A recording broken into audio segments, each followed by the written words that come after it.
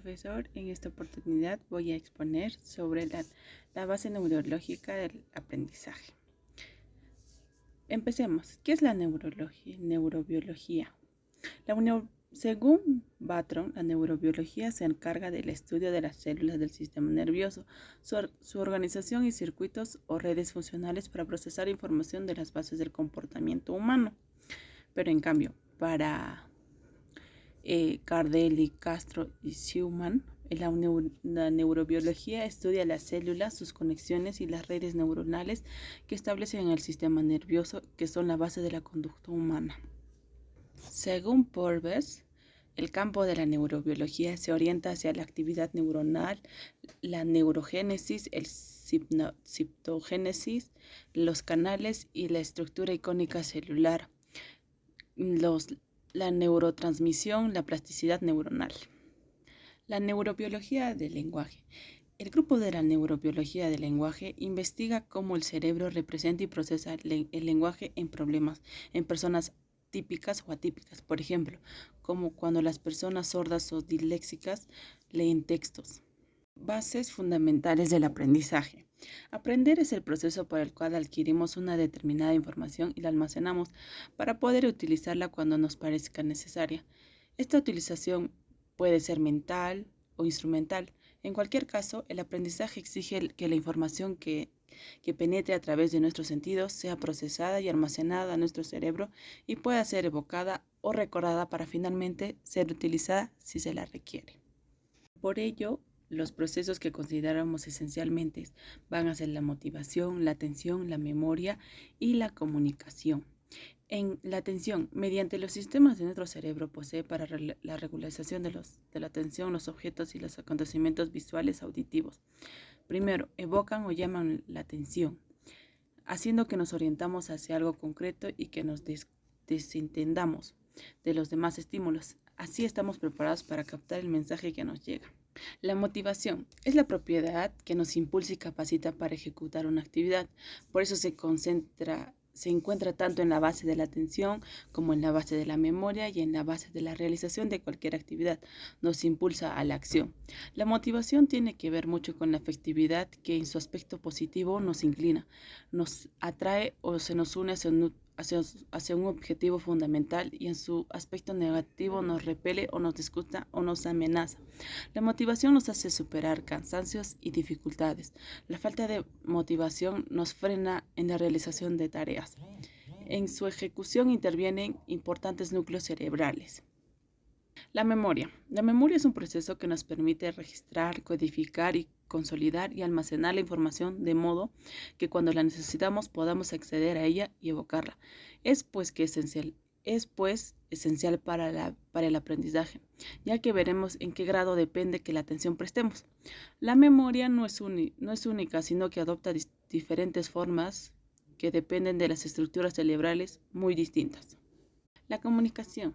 La comunicación es fundamental para captar cualquier tipo de información verbal, sea visual o auditiva, y por consiguiente para aprenderla.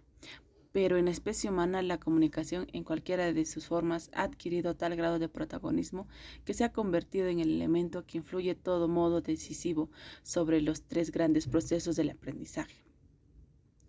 Por eso la comunicación necesita de amplias zonas del cerebro, de complicados mecanismos de funcionamiento que aseguren la comprensión y la expresión del comunicado, sea a través de la expresión corporal, gestual o del lenguaje en sus variadas formas, de las que el oral es muy importante, pero no el único. La comunicación es el intercambio que exige atención, recuerdo y motivación, pero a su vez, si la comunicación se establece sobre bases firmes, favorece la atención, el recuerdo y la motivación. Las bases neurobiológicas de los trastornos del aprendizaje. La codificación de los datos implica un buen número de sistemas y subsistemas que reposan sobre la estructura anatomofuncionales y esta serie de cambios neurobioquímicos en los que los neurotransmisores desempeñan un papel esencial. La memoria junto con la inteligencia permite un adecuado aprendizaje, pero también son de vital importancia el fenómeno de la atención y los aspectos afectivos. Finalmente, no debemos olvidar que junto a los aspectos neuroatómicos anatómicos y la especialización cerebral con su correspondiente correlato neurobioquímico. En algunos casos concretos de los trastornos del aprendizaje existen condiciones genéticas, como suelen ser especialmente en la dislexia. Las bases neurobiológicas de la memoria y el aprendizaje se relacionan a la luz de los conocimientos actuales, esencialmente en los procesos de la plasticidad sináptica, mediado por macromoléculas, por neurotransmisores y también por hormonas y opacios, que actuarían en locaciones precisas o bien en circuitos funcionales.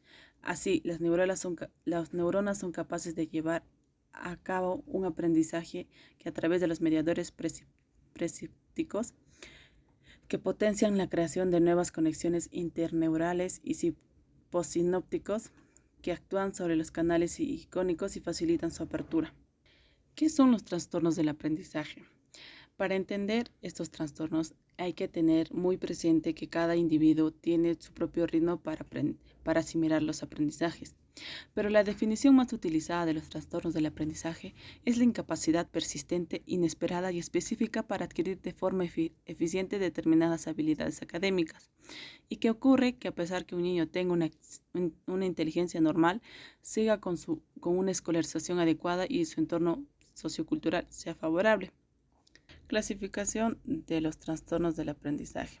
Desde el punto de vista práctico, son tres grandes grupos diagnosticados: la dislexia, trastorno de la lectoescritura; la discalculia, trastorno de las matemáticas; y los trastornos del aprendizaje no verbal. La dislexia se define como un trastorno del neurodesarrollo que genera problemas en el aprendizaje y el uso del lenguaje, la lectura y la escritura, ya que se ven afectadas las áreas básicas del proceso fonológico y la decodificación de palabras aisladas.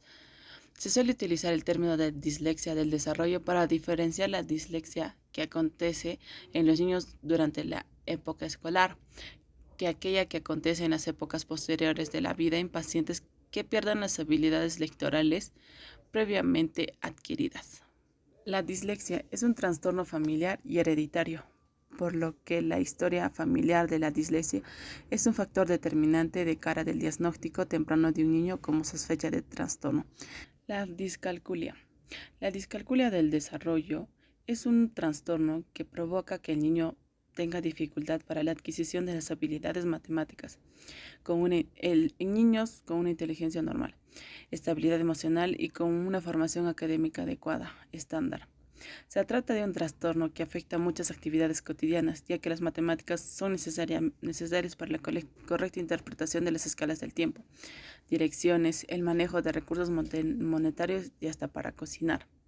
La discalculia, al igual que la dislexia, es un trastorno tratable pero no curable. La discalculia es un trastorno con un marcado componente familiar y hereditario, aunque se considera que su origen es multifactorial. Trastorno de aprendizaje no verbal. Se caracteriza por presentar una alteración de percepción táctil y visual, así como la psicotromicidad, la torpeza y la mala coordinación, y por padecer dificultades para la adaptación al material o tareas novedosas. También presentan problemas para la atención táctil y visual, así como las conductas exploratorias. El perfil se completa con la presencia de una afección de memoria táctil y visual, problemas para la formación de conceptos y en la capacidad de resolución de problemas. Además, pueden presentar déficit en algunas dimensiones del lenguaje, como son las prácticas orales, la prosodia o los contenidos de la pragmática. Sin embargo, estos pacientes tienen habilidades muy preservadas o menos alteradas, como la atención auditiva verbal y la motricidad simple. Trastorno del déficit de atención con o sin hiperactividad. Es uno de los trastornos neurobiológicos más frecuentes en la edad pediátrica. La comorbilidad del TDAH y la dislexia ha sido descrita ampliamente.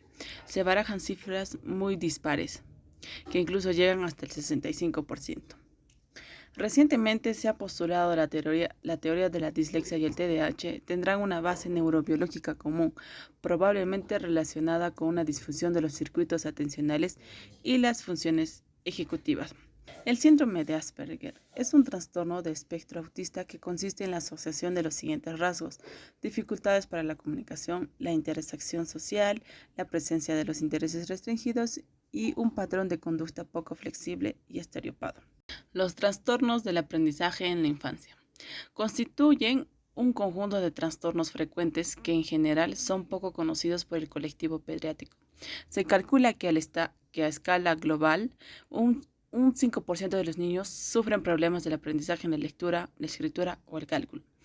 Estos niños suelen ser diagnosticados y tratados habitualmente en el entorno escolar, pero cada vez es más frecuente que los padres inicialmente, bien en las etapas posteriores, consulten este problema con el pediatra.